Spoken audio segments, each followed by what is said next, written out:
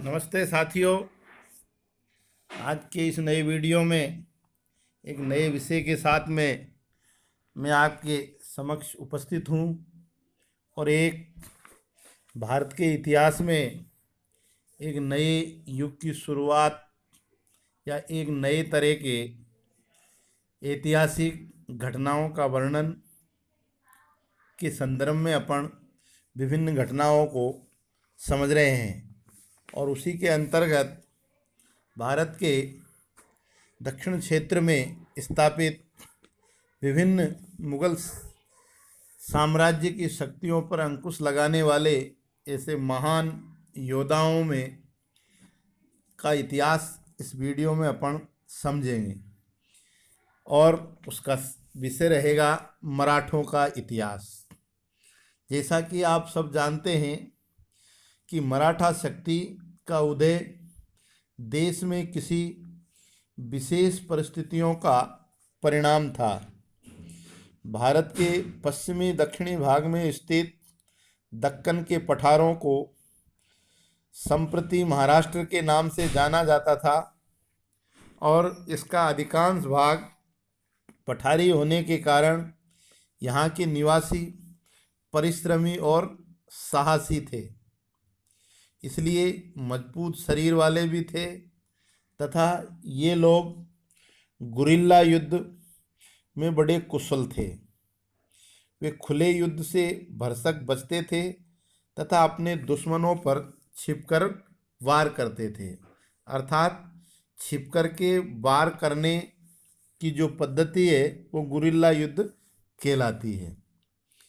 इसके बाद 15वीं और 16वीं शताब्दी में भारत में अनेक धर्म सुधार एवं भक्ति आंदोलनों और सामाजिक एकता का प्रसार काफ़ी मात्रा में फैला, जिसने समाज में विभिन्न उतार चढ़ावों को दूर करने का काम किया और इस सभी के लिए भक्ति और ईश्वर की प्राप्ति का एक सरल मार्ग दिखाया, जो मराठी भाषा के अनेक संत इसमें हुए थे।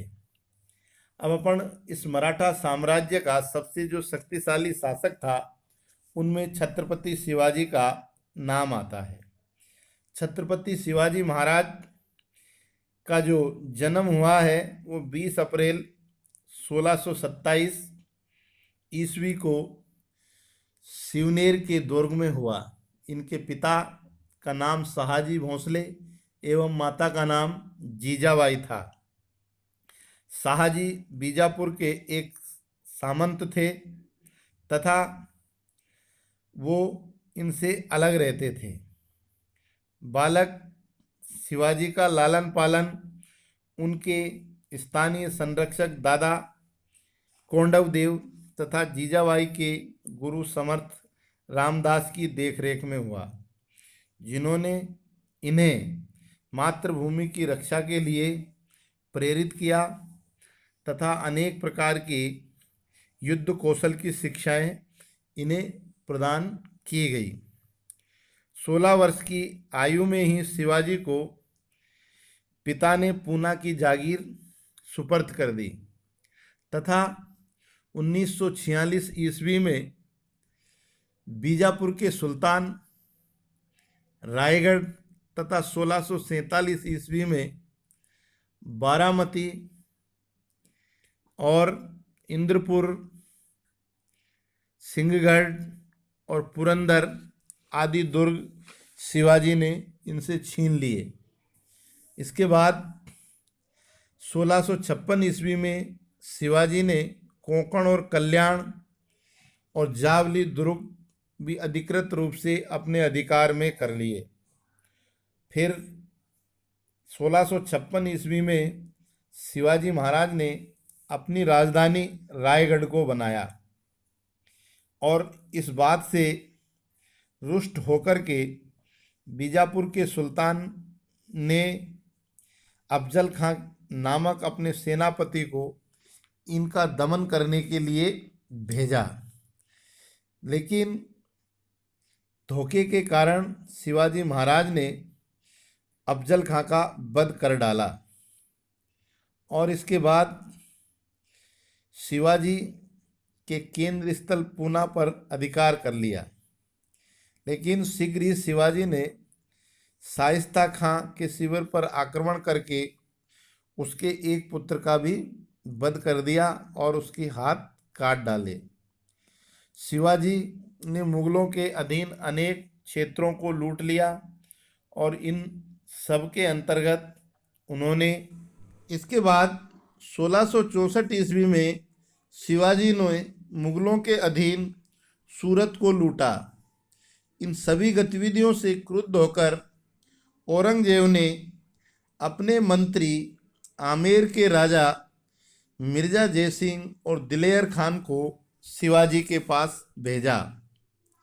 मुगल सेना ने शिवाजी के कब्जे वाले अनेक किले अपने अधिकृत कर लिए थे और शिवाजी को चारों ओर से उन्होंने संधि करने के लिए विवश कर दिया।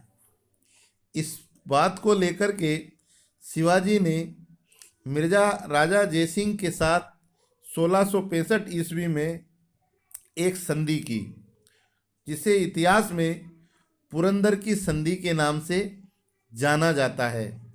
और इस संधि के अंतर्गत मुख्य रूप से दो प्रमुख बातें थी या दो प्रमुख प्रावधान थे, जिसमें पहला था शिवाजी महाराज अपने अधीन कुल 35 दुर्गों में से 23 दुर्ग मुगलों को सौंप देंगे तथा अपने मात्र 12 दुर्ग रखेंगे।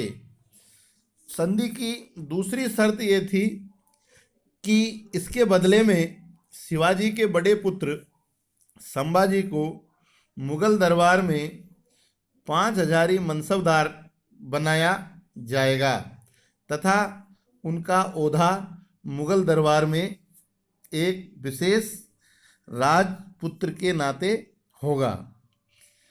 इस प्रकार से हम कह सकते हैं कि जो मुगल शासक औरंगजेब था, उसे शिवाजी की शक्ति का एहसास हो गया और उसने अपनी नीति में बदलाव करते हुए कूटनीति का सहारा लेना प्रारंभ कर दिया।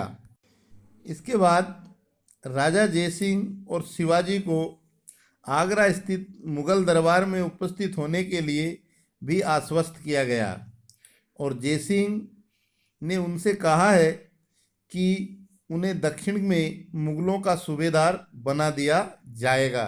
इस प्रकार शिवाजी को जयसिंह के द्वारा आश्वासन मिला। मई 1666 ईस्वी को शिवाजी शाही दरबार में उपस्थित हुए, लेकिन उनके साथ में दरबार के अंदर उचित व्यवहार नहीं किया गया और कूटनीति और धोखे से उन्हें नज़रबंद भी कर दिया गया। लेकिन शिवाजी अपनी कुशलता और अपनी चाक चौबंद व्यवस्था के अंतर्गत नवंबर 1666 ईस्वी में अपने पुत्र संभाजी के साथ गुप्त रूप से औरंगजेब की कैद से निकल भागे और सुरक्षित अपने घर में आ पहुँचे। इस बात का पता जब औरंगजेब को लगा तो औरंगजेब ने शिवाजी को राजा की उपाधि और बरार की जागीर प्रदान की तथा 2 वर्ष तक इसके बदले में शिवाजी ने शांति बनाए रखी। अर्थात औरंगजेब और शिवाजी के बीच में किसी प्रकार की लड़ाई झगड़े नहीं हुए। लेकिन 1670 ईस्वी में उन्होंने विद्रोह कर मुगलों की अधीनता से चले जाने वाले अपने सभी किलों पर वापस कब्जा कर लिया। अर्थात जो पुरंदर की संधि के अंतर्गत उन्होंने 23 किले मुगलों को दिए थे, शिवाजी ने बाद में उन सब को अपने अधीन कर लिया और औरंगजेब को जो संधि की शर्तें थी उन्हें छुटकारा दे दिया। इसके बाद 1670 ईस्वी में शिवाजी ने पुणे सूरत को दोबारा लूट लिया, क्योंकि उस समय सूरत मुगलों का सबसे बड़ा केंद्र हुआ करता था। 1674 ईस्वी में शिवाजी ने रायगढ़ के दुर्ग में अपने आप को महाराष्ट्र का स्वतंत्र शासक घोषित किया और अपना राज्याभिषेक भी कराया, और साथ ही इस अवसर पर उन्होंने छत्रपति की उपाधि भी धारण की। आगे चलकर 1680 में शिवाजी की मृत्यु हो गई।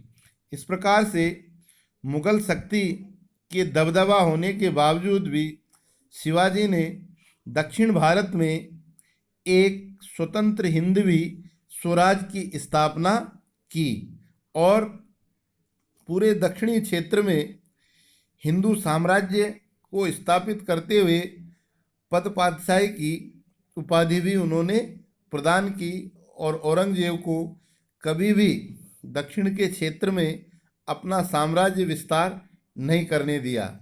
और मराठा शक्ति का इतिहास, भारत के संघर्षकालीन इतिहास में शिवाजी का जो इतिहास था वो एक उज्जवल रूप से हमें दिखाई देता है।